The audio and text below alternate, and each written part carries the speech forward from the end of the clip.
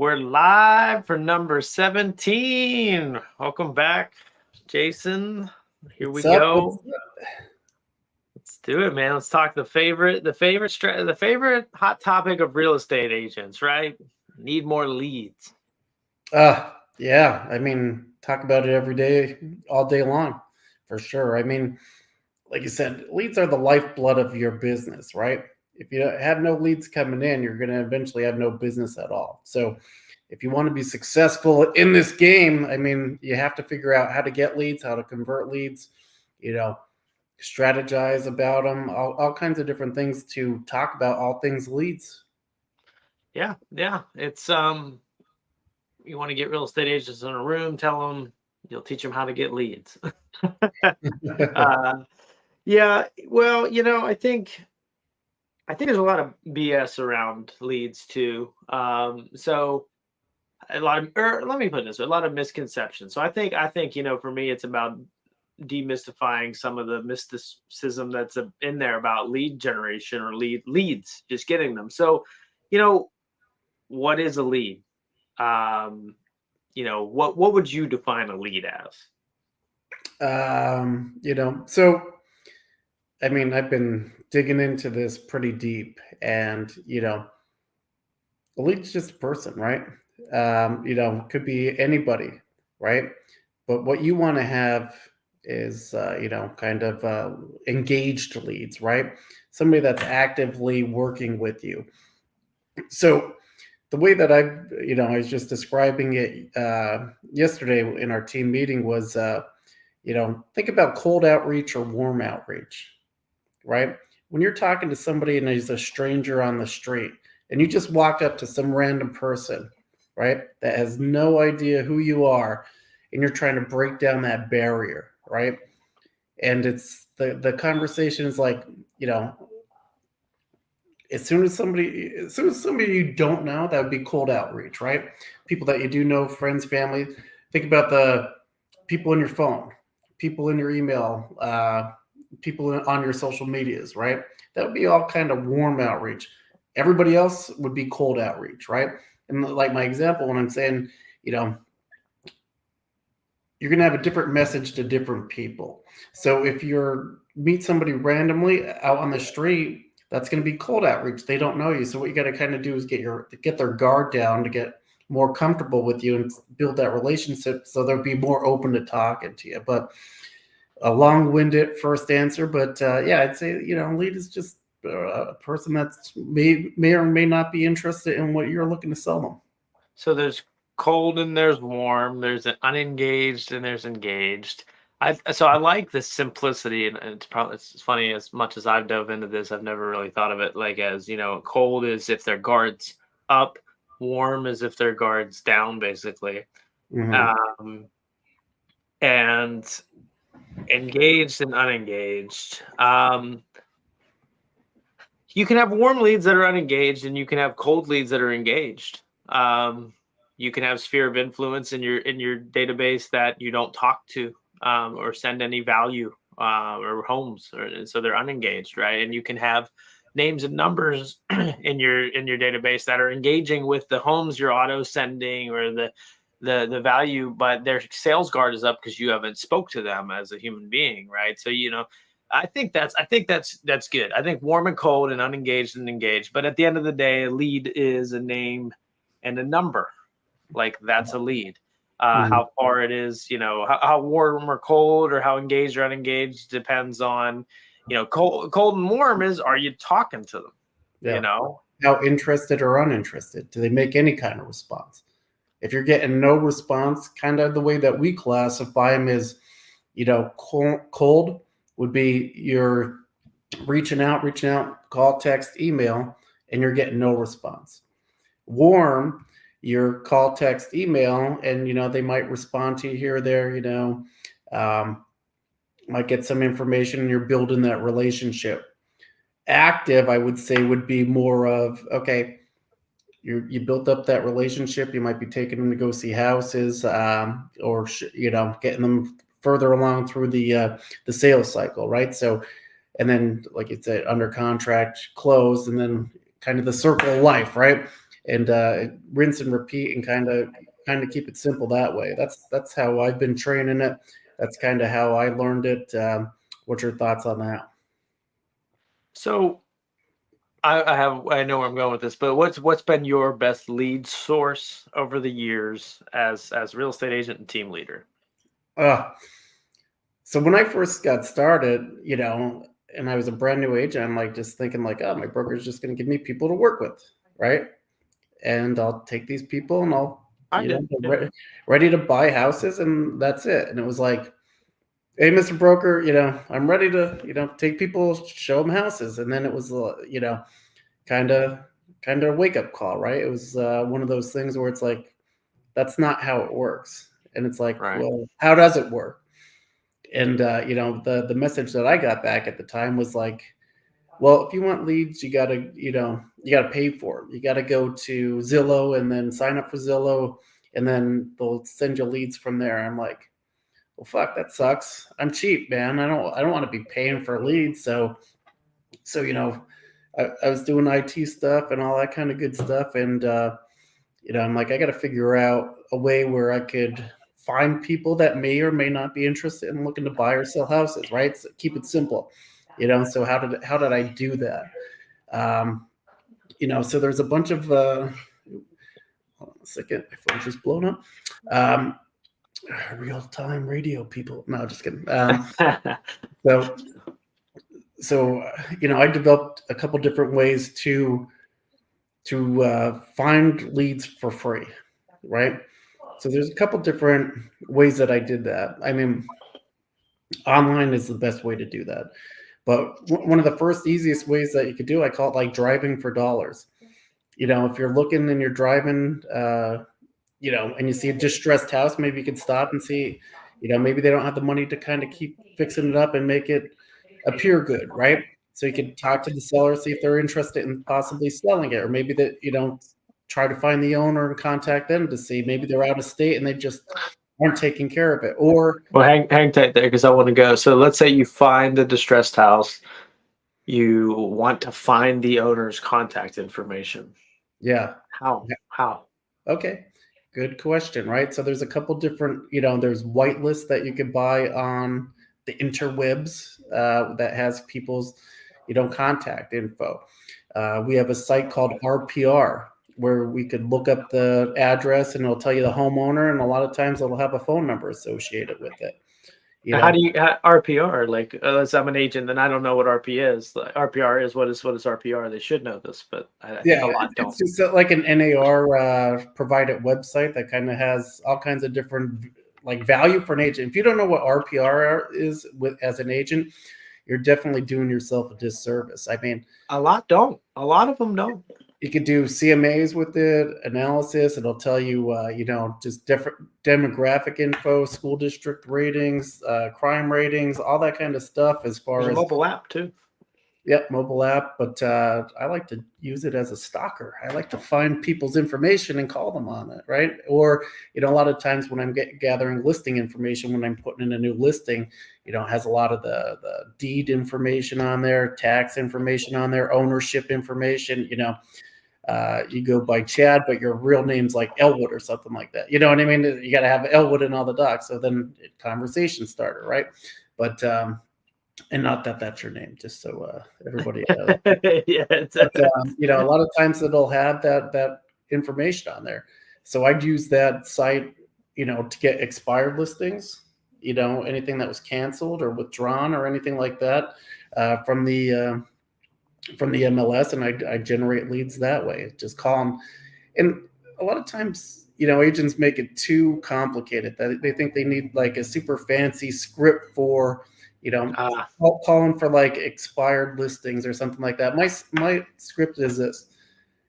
Hey, Chad, I saw that you're looking to sell 123 Main Street and it didn't work out. Are you still looking to sell it? Right?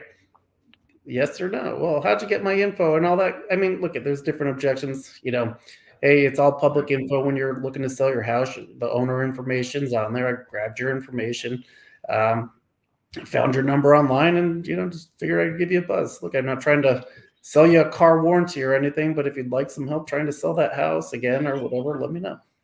Well, and I think that's the thing is when like you're talking what I hear is when you started, you had that's the thing. It's like when it's almost like better. I think all agents have been challenged over the last 6 months, and I think there's been a lot of yeah, I know I have, my team has 100%. We've had some challenges we've had to go through, and I don't, it's not shared enough. But that said, I often look back to the beginning. I'm like, what the hell did I do back then? That was like, it just, you forget a lot of the Rocky montage. Don't get me wrong, but at the same time, I look back and it's like, well, I had nothing to lose back then, so I did whatever it took, and even though you think you'll do that now, it's like, well, no, comfort sucks sometimes because yeah, it's comfier to sit in my nicer home that I have now than I did back then, where I had to solder the pipes or we weren't getting a shower that night. That was just the first house we bought in the first week, but it was real. I had like when I bought that house, I had to solder the pipes, or we didn't have running water to that shower that night, so I had to learn how to solder. Right, like you're more dangerous when you have nothing to lose. Is the type deal. Both to get a shower and for lead generation is what I'm talking about. But and I think what you look at is like you figured it out. But we start BSing ourselves at these other levels, I think is what it is. Because lead generation, like you zoom back out, like all the ways. Like almost everybody knows all, and if you don't, use a quick YouTube video, watch this podcast, like open houses, cold calls, internet lead generation, sphere of influence networking, like door knocking, cold calling. Like I said, cold calling, but that's it. Like, cause I've already run out. Cause like that's the buckets. Like a lead is a name and a number. Well, and you go down and you pick a strategy like you did, which is effectively door knocking / cold calling or a common, and then you sprinkle in the fact that it's a niche of distressed properties, right? And you went down and you figured that was a bucket, and you did. And you drove and you saw an opportunity is what it was. And you're like, okay, how do I get this person's info to create this opportunity? Okay, I'm going to white pages or RPR. Okay, cool. Solve that. And then you get that. And well, what script do I need? I don't need I just need I need a talk tracker. I need talking points. And okay, I got them. Are you still looking to sell your house? And then you have a conversation and then you move it forward. Like it's that simple. All the complication that comes out of these processes, because they're all the same. Like open house, you hold it, you get the name and the number, you have a conversation. If you vibe with them, you move it further. If you get their name and their number, you engage them, and you give them value, and then you create conversation. And it's the same thing. It's a different game. Yeah, it's that simple. All the complication that we put, and I am guilty of, is from our avoidance of the simple things that are required to move the needle in that area. Like, shit, I don't want to stand in the open house for 2 hours, or shit, I don't want to call somebody when I found the house, but I'm scared to call. So I don't want to know how, or I don't know what to say. So I don't want to figure it out by learning. Like we ride a bike, we fall off the bike. So I know I went into that, but like when I listened to you, like it's simple. Well, two things. One, first, I did a video, 7 ways to generate listing leads for free. So, I mean, we don't have to go down the weeds on each source. If anybody wants that, just hit me up. I'll definitely share that, no cost or anything like that. Second thing, I think what a lot of people need to kind of understand is like the whole philosophy of leads, right? What you're talking about is, say if you have leads coming in as a funnel, right? So at the top of the funnel, they might be a little bit colder, maybe not as interacting, right? Maybe you're getting Facebook marketing leads or Zillow leads or Google pay-per-click leads, right?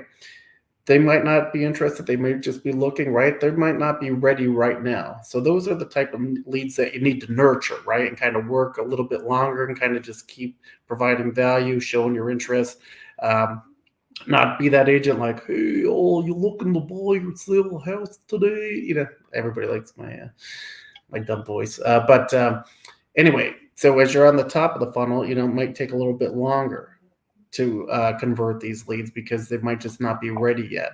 And as you're talking about different strategies, like your sphere might be a little bit closer, maybe a little bit warmer because you could interact with them a little bit more.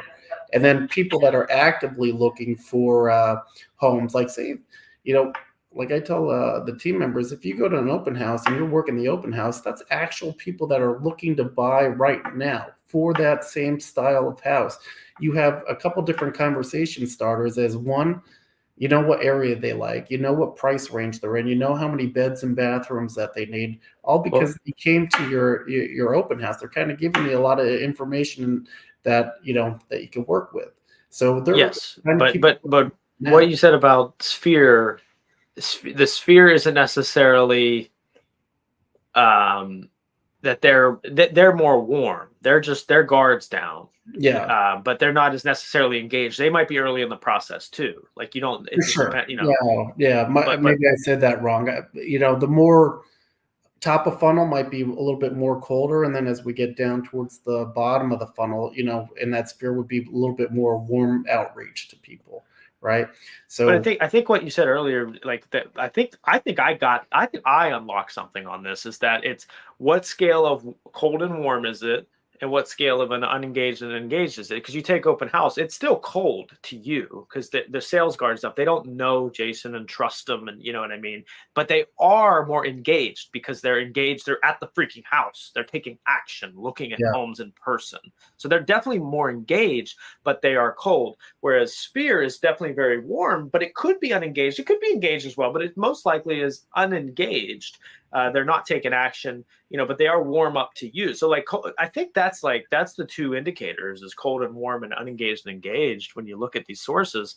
But you can continue. I just wanted to point that out though, because I think that's really going to be my new indicator of what level is the lead at is cold and warm and unengaged and engaged. But go ahead with the well, open house. Sorry. yeah, no, it's fine. Like you said, open house, they might be just more along the process where they're getting closer to making a buying decision, right? And all we're doing is trying to help. People overcomplicate it. And it's like, hey, look, there's people out there that need our help that don't know the first thing about buying or selling a house. All we're doing is looking to provide that help to them, right? So I think, like I said, with fancy scripts and talk tracks to get people from cold to disarm to warmer and engage, I think people overcomplicate it a lot. Well, Just they think there's a magic fucking pill. I don't know what else to say. I mean, they think everybody thinks there is that script that turns people to you. I mean, like, well, this other person gets a bunch of people from this, so they must have magic words that work better than I have. Or this other person generates leads that convert, so they must have a magic source that I don't have. Or this other person has a sphere of influence that just rocks, so they must have a magic personality trait or something that I don't have. Like they all, and at the end of the day, we fall because real estate agents want somebody who was ready to transact, buy or sell, falling in their lap, saying, "Jason, I couldn't wait to talk to you. Thank you for being here as a person, and I've been stalking you for months, and I just couldn't wait to call you to buy or sell real estate." And like that just doesn't exist. But we yeah. watch the highlight reels and think that it exists, and then marketing is another problem because I'll help you do this without giving up anything at all, and it's false promise, and I'm full of shit, but you watch my ad and you think that it's real because it's taking up your mind space as you scroll down through your feed. And like, so all that stuff is because agents think there's magic that just doesn't exist. Well, Like, go ahead. two things on that. One, you'll always have, well, you must be lucky, right, that you did what you did. But and then two, I don't agree with what you just said because we do get those calls at this point in our careers where, hey, now I'm ready to either buy or sell. And I'm just waiting for once I was ready to call. But that comes with time and that comes with proving yourself, right? Right, And being right. Well, but it doesn't. There's no button you can press to just turn those calls on. There's by button I mean there's no lead source you can pay to get those calls. I think Sunit posted it the other day. Sunit Agrawal, he said you can't pay somebody else to do push-ups for you. That's what I'm saying. Like you cannot pay. Zillow is not going to drop leads in your lap that know who you are. Right? Like you're right that you can get those calls that are the easy buttons, but that's from somebody who did the work, got their name out there, made them self-aware, people that they're a real estate agent. So yes, those exist with the work put in to get that. Does that make you understand? Like, so, For sure. but unless Yeah. keep going. We literally like just literally talked on this point. So I'd say if you're a new agent just starting out, and we just literally did this as a team yesterday, so you might see some videos flying around. But we had an agent that just joined the team. He was an agent for a couple of years, new, bought and sold houses, and didn't use him as an agent because they didn't know he was, right? So we just came out and just said, hey, look, that's not going to happen to us, right? As a team, so what we did was a simple jab to our database. The heading subject, real estate nightmare, ... right? And then inside the body of the email, we put it all together as a team, was the story, six people wanted to buy and sell, and I don't want this to happen to me. And then we each filmed a video, right, that had us explaining the same exact situation. So just so you know, if you don't know, like Biggie says, if you don't know, now you know. I'm an agent, right? So getting that word out there, right? So the first thing to do is not be a secret agent, right? Let people know what you're doing, because if they do need somebody and then they're like, oh, I didn't know you were an agent, you're gonna be kicking yourself. And it's Jason, funny. I don't do social media. I don't post on social. Oh yeah, the get comfortable getting uncomfortable, right? I always tell everybody I have a face for radio, and you see my mug on social media all the time.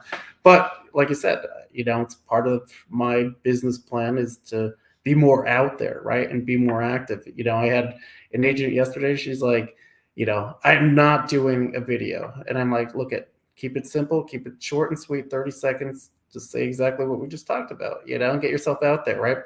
Same person that did that, and I hope she's watching right now, because same person that did that, I took a picture of a snippet of her video on Facebook and said 288 views.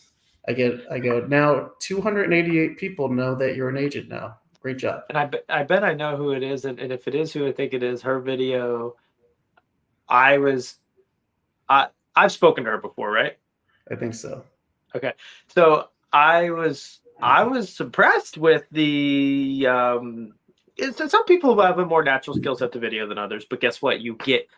I quit college because of public speaking, and I'm on a Facebook Live doing this. So cut the shit. You can get better at it, but she was very, very good on it because I watched it, and it stuck with me. So She's awesome. A photographer. I go, you're a photographer. She's like, I'm on the other side of the camera, though. I'm like, well, you got to get comfortable getting uncomfortable, right?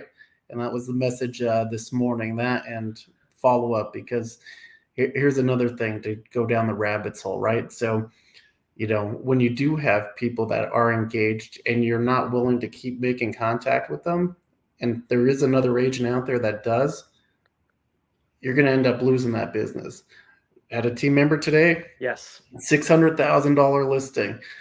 Too scared, too nervous to follow up more than one day in a row. Ended up getting beat out by another agent, right? So I think our own ego gets in the way a lot of the time, and we're like, well, I don't want to bother them. It's like, well, if you take away bother and say, hey, look, I'm looking to help them, and the quicker I can help them, the better off they're going to be, right? So get rid of the ego and get into the weeds with it. And just too often, you sit on the sidelines, don't take action, and then you end up losing out on business, and it's all fault of your own. Well, names. So people that come in, if they are inbound and they clicked on something or something, if you talk about that, when's it, if you don't know, you should know the statistics. If you don't follow up within the first 5 minutes, the percentage of your chances of getting in contact with them and converting them go up like ridiculous amounts. I mean, like 5 minutes versus 30 minutes, there's like a 30 times difference in conversion rates, and all the stats I could go. Yeah. Right. Why is that? Like, so take the stat, but then dehumanize it. Think about it. Like, if you click, I'm interested in something, and the average site time, I think, for people to be on a website is about 3 minutes. So, because, like you think about it, they're clicking on a few homes and then they're on to the next one, just like you do. So think about it in your case. If you're on there now and you're in the mode of thinking about the homes now, you're more receptive to have that conversation. You're in tune, you're locked in with it, as opposed to 30 minutes later and your kids are going nuts and chaos is happening in the house and somebody calls you. You're like, I don't know, I got shit going on, I'm not thinking about it. That's exactly why the stat exists. So like when they come in, they're in the mode. So talk to them when they're in the mode. Their guard's going to be less up whenever they're considering and contemplating, the process, as opposed to 30 minutes later when all they're thinking about is like, how do I get my kids to chill out right now? It's just an example. I'm just trying to humanize you know what I mean? So that's why speed to lead matters, but then you take another stat and you go, the average contact attempts to get them to convert is like 12 to 14. And this is not just real estate. This is across all industries. It takes 12 to 14 contacts, touches to get a sale, so to speak, or, a conversion. So why give up on attempt 5, And I don't know what to say. Well, start providing some value so you have something to say, like, did you get the thing about the thing? Did you get my email about how to avoid the construction on your way to this place, because it's a pain in the butt right now. And I know I deal with it every day when I drive there. That's valuable. Give them a tip. Did you get the thing about the thing? Did you get the news about the new hockey rink that's gone over here and what it's going to do for that area? Yeah, it's going to add more traffic, but in my opinion, I'm happy as a homeowner because our values will go up because there's more interest. For sure. Different people find different things different ways. And what I mean by that is, sometimes they'll click on realtor.com and they're looking for houses, and then they'll think, well, maybe, and then they'll click on the house and fill out their information. It goes to an agent somewhere, right? But then they might think, well, maybe there's more houses on Zillow. So then they go to Zillow and then they'll search. And then they might just go to Google and search, hey, houses in Tampa or whatever it is, right? And then it's like they could be filling out forms for multiple different sites. And by the time you reach out to them, it's like, well, where'd you go? Or why you bother me? It's like, well, it's not bothering. You filled out some information on one of our affiliate sites on, looking for a home in Tampa. Just wanted to see if you needed any help on that. Or did you find what you're looking for? Oh, I'm just looking. Great. What did we find? Did you find what you're, you know what I mean? So kind of just having that conversation. So here's the thing too. So a lead is the name. It's a human being is what a lead is. It's just a lead because they indicated in some way, shape, or form that they were at an open house. They responded to your mailer. They answered your phone call on a cold call or a door knock, and they showed some engagement towards moving further down your pipeline, however it is. So here's a quick stat. 4 or 5 million homes sell in the U.S. almost every year. Obviously we've had a big drop last year, but they went from 5.5 million to 4.1 or 2. 4 or 5 million sell. There's 330 million people in the U.S. I'm a bit of a math nerd, but I'll do it for you. So if you take just say 5 million divided by 332 million people in the U.S., that's 1.5% of people will transact. That's pretty much just proven every year over year. So guess what that means? Like, if you get just 100 people in a room, 1 or 2 of them are going to do something this year, right now. Now, some sources, maybe you have indication that's why you have 3% conversion rate, because they clicked on homes they're interested in. Some have 7% because, they were at an open house. So some have different, but take like the math, 5 million sales divided by 330 million people in the US, 1.5%, 1 out of 100 will transact. So get names and numbers, and 1 out of 100 are going to do something. So you provide the value and have conversations and don't push, and you'll find at worst 1 out of 100 if you're, communicating that you're an agent and you provide value. That will, you know what I'm saying? Like, so that's the game. Like, take all the BS out of it, and that's the game. I think we always circle back to real estate's a numbers game. Everything else is just drama. And like you said, how many times do you make a call, nobody answers, and then you never call back again? But, kind of what I've been telling the team is like, maybe people like to communicate in different ways. Be respectful of somebody and say, hey, what's the best way that you want me to call you? Would you like me to call you? You want a text? You want an email? You want me to send you a fucking pigeon with like a little paper rolled up and it's a little plot like send to you? How would you like me to communicate? Right? Because if you're not calling, text, and email, you might not be hitting them on that medium. Right? So if you're not hitting them where they're at, how are you ever going to start that conversation to begin with? And then when they do respond, your response time. This is I can't stress enough how many times over the years, whether it's through our marketing agency or through our team or through agents I've coached, they don't like they get a response from a lead, whether it's and a lot of times it's from these damn drip campaigns. Like I don't mind drip campaigns because if I get a response, I'm like, move everything off the desk. I gotta respond immediately. Like, unless I'm on a podcast, I'm on Do It's Not Disturb. happening. It's happening.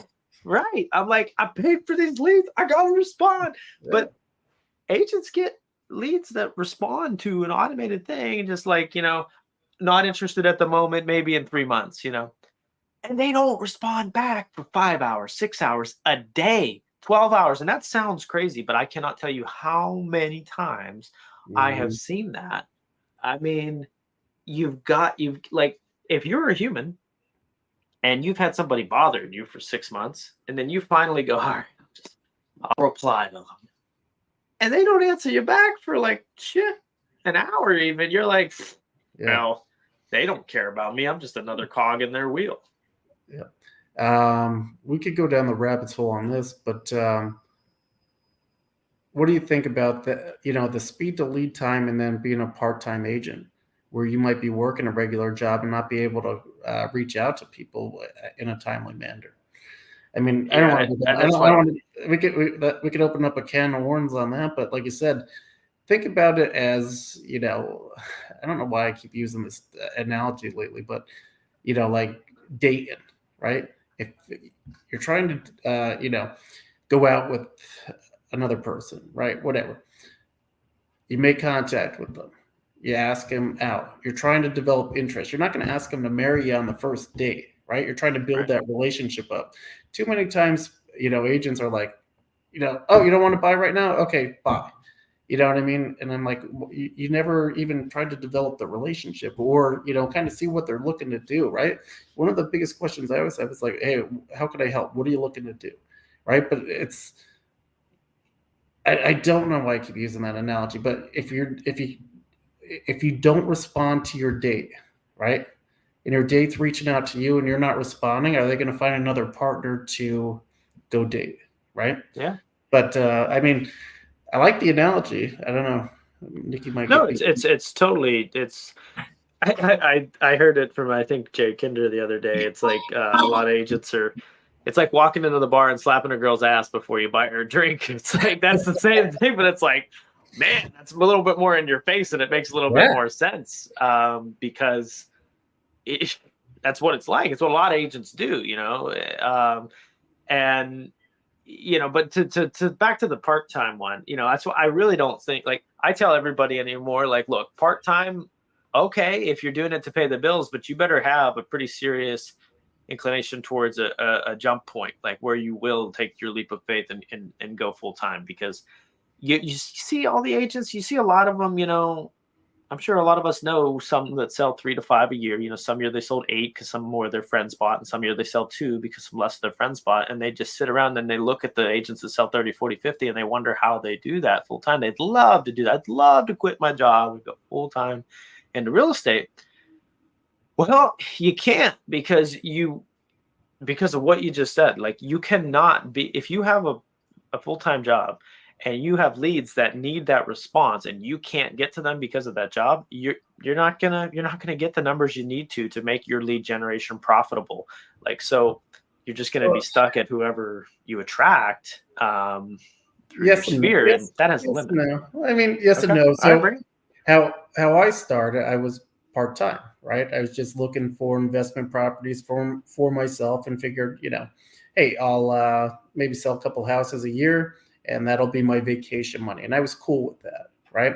But then as it started growing and, business started going, I think you could do it as a part-time agent because two factors here. I always say if you have your W-2 income here and your real estate income down here, things are off.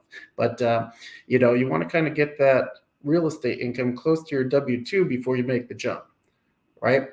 With all kinds of different ways that you get paid in this industry and all that kind of stuff, and the longevity and only getting paid when it closed. So zoom in. You were But full time as you had real estate as part time, and a lead responded to you.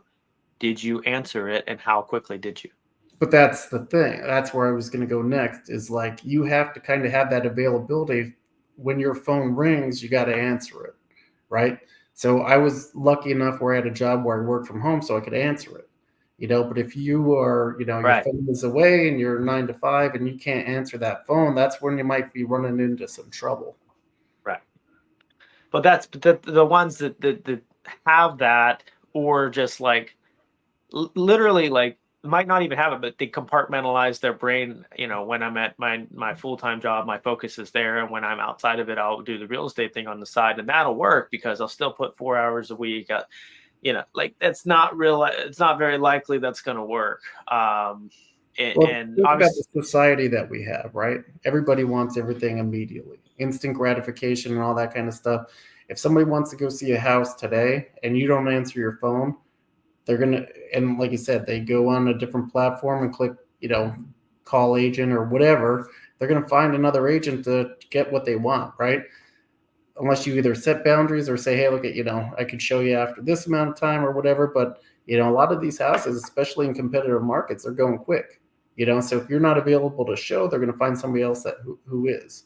I mean, that's one of the perks on kind of joining a team is that, if you don't have availability to do showings at certain hours, you could have somebody on the team kind of help out, right? So yeah, and that's the thing when you look at part time. Is I always say money doesn't care. Money doesn't care that you're on vacation, that you're sick, that your kids have this, or like money does not care. In fact, I think money almost punishes you more when you do things that you should be doing, like attending a funeral or a wedding or a kid's dance recital. Like money wants to just like punish you for I don't know. It feels that way.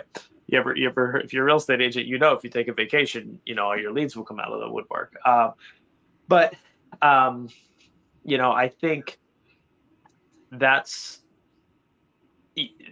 not acknowledging it is just you're just servicing yourself. Like you've got to acknowledge the realities that people want stuff fast. They need response. They don't care about your personal life. Like when you put yourself in a world where it's like, well, that's more important than like, yes, it's more important to you personally, but it's not going to make you more money because you don't set up systems and processes, people, leverage, accountability tools to make sure that you do the things that you're fighting against the grain. It takes 14 contacts on average to get a sale, and you only do 2. Speed to lead increases your conversion rates 30 times, and you don't care. You take 6 hours. Like don't fight against the grain. Like be aware of that people want things now, and be as good as you can. You won't be perfect, but be as good as you can at doing that. Like, yes, I'm on a podcast right now and I got squirrel mode. My phone's on do not disturb. If a lead spot responds right now, I don't know. But the rest of the day, for the most part, depending I'm not with my kids or doing anything tonight, the moment a lead responds, the desk is getting wiped and I'm right here. Like yeah, no, for sure. I do not have my phone on do not disturb, so I keep I have squirrel mode because I keep seeing the thing go off, and I'm like, oops. So, well, I think it's important that people know the numbers. I think it's important that people realize that it is a numbers game, and how do you increase your success rate is by increasing your activity, right? So if you know that you have a 3%, 3 out of 100% chance of converting a lead, and you're only making 10 calls a day, what's your success rate going to be? Like you posted about a new agent on your team, he made 90 calls in a day. Do you think his activity is going to lead to more success or less success? He's finding those 3 a day in one day where it's taking you 10 days to try to find those 3. And this is the same.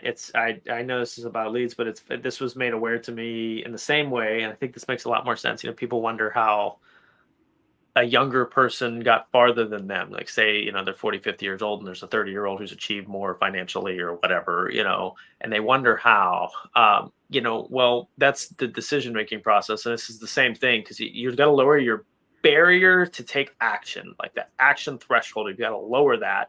And that's a decision-making threshold, is why somebody who's maybe done something more than you in less time. I mean, there's various reasons, and it's a complicated subject, but in general, if you take a month to make that decision, right, and I take 15 minutes, I'm making, in a let's say an hour, in an 8-hour workday, right? I'm making 8 decisions, and that you compound that over the month, right? I'm able to make 100x your decisions, in a month. And that's exactly why some people are able to leapfrog ahead of you in less time, is because their action threshold is lower than yours. So I know that was like different, but I think that's important to see, because when it was explained that way to me, it made sense.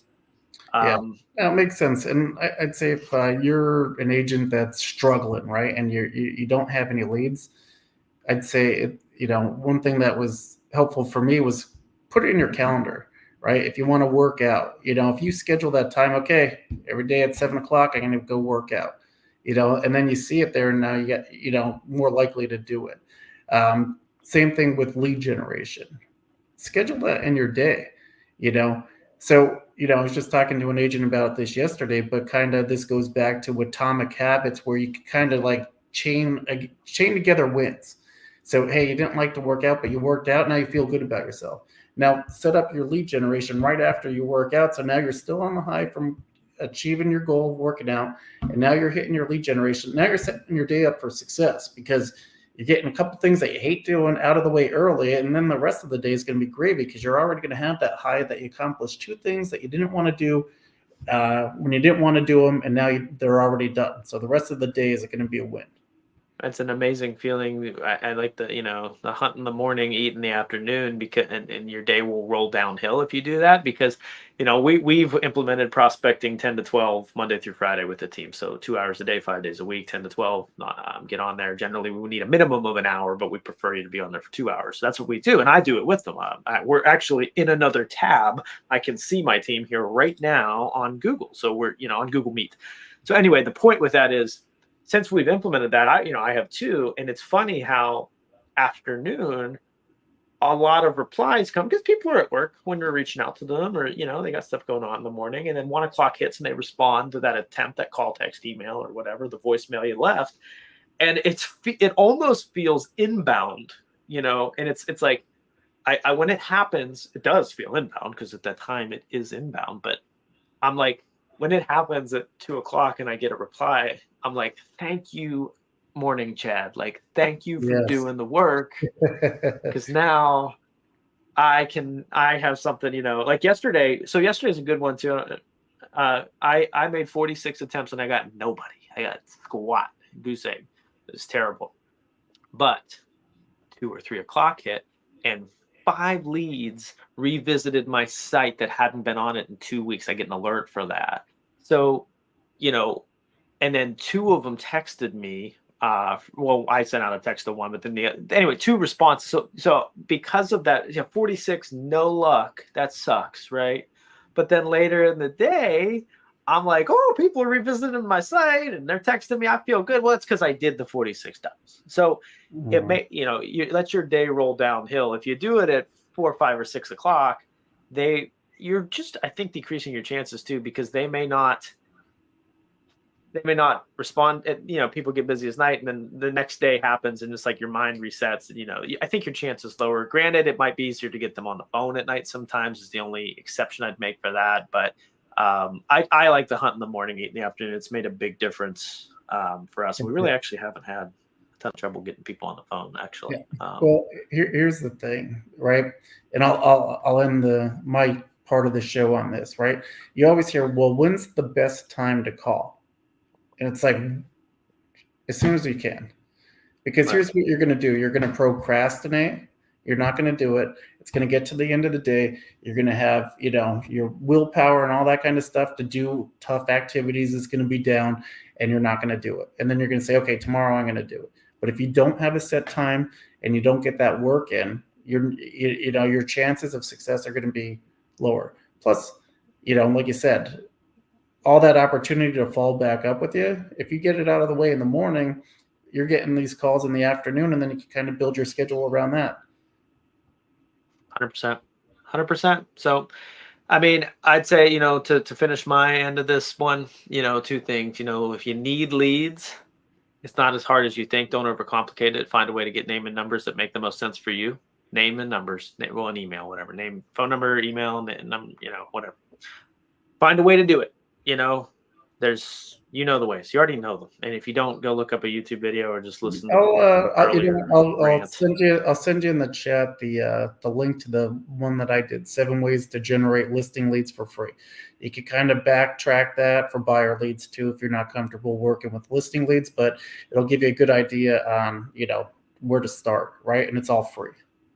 I don't think there's a magic one, because there's not. Like that. Let me tell you, from 10 years of experience in real estate and chasing them, I've almost tried almost every one you can. There's no magic one. They all, some are further down the pipeline, but there's no magic source. So get names and numbers if you don't have them. Once you have them, you probably don't need more, because you probably aren't working your current ones enough. Like, unless you can show me that you've contacted every single one of your leads at least 20 times in the last 12 months, you probably don't need more leads. You probably need to work the ones you have better. For sure. So, I just had a conversation with a team member too. He's like, I gave him 50 leads. He goes, well, can I get more leads? I go, well, what'd you do with the ones that I gave you? And it's like, if you're not actively working these, what are you going to do with the other ones?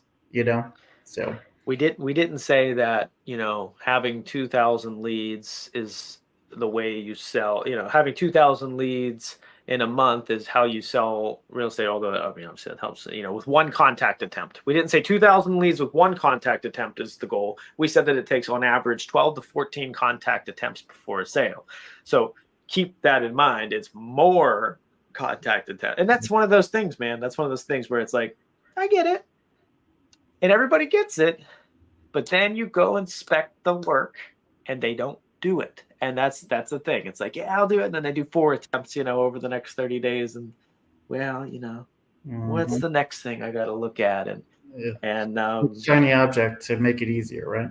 It's not easy. It's a lot of work, you just got to do it. And that's why the person you're envying that has converted and you have not. Sorry for a little bit of tough love, but I've been there too. And I always wonder, how's this person doing this and I'm not? And that's because they've stayed the course longer than you have. So stay the course. Get comfortable, get uncomfortable, do the dirty work, all the mundane tasks that, are needed. They're not flashy and exciting, but doing the hard work every day is going to make it happen for you. I just threw that link in the chat if you want to put that in the comments or whatever. And then anybody that wants to watch that, go for it. But there was a little class that we did on it. It should post there. I think so. So there we go. Yeah, we got it posted. It looks like it goes out. Just for watching. All right, man. I gotta go pay Uncle Sam. I got a meeting with the tax guy today. So I'll leave it like this. Realtors, here's your tip of the day. Every time you get a paycheck, because you're not a W-2 employee anymore, here's your tip. 30%. Take it, put it into a separate bank account, savings account, and then use that money to pay your taxes. Too often in this industry, I see agents that are struggling, and it's like they get behind on their taxes, get behind on all the stuff because they don't put the money aside ahead of time. As soon as you get that check times 0.30, throw it in a separate account. You'll thank me for it. If you don't owe all that much at the end because you write stuff off like a smart agent, guess what? That's your vacation money. So when you're on vacation, think of Uncle Jay, and you can tell me that your tax money just took you to fucking Bermuda or something. Love it. All right. We'll see y'all next week. Thanks for tuning in.